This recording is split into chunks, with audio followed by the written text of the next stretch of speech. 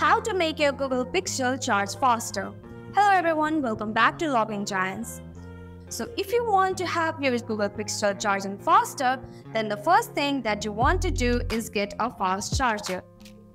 I know guys, it's pretty simple. Just getting a fast charger can make your charging process to a next level.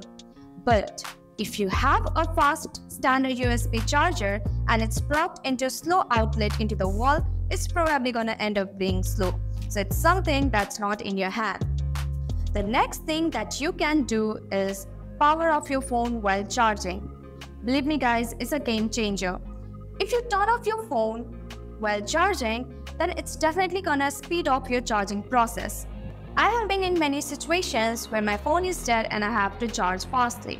So in that condition, I always turn off my phone. For that, you can long press the side button, or there is another option as well. Scroll down and you will see the option of power off in your Google Pixel. But if it's still slow, then the next thing that you can do is go to your settings, check for the software update. I know guys, it might sound simple, but sometimes when you do software update, the bug in it can make your charging slower. So make sure your Google Pixel is updated to the new version of your software. And that's it. That's how you will be able to make your Google Pixel charge faster.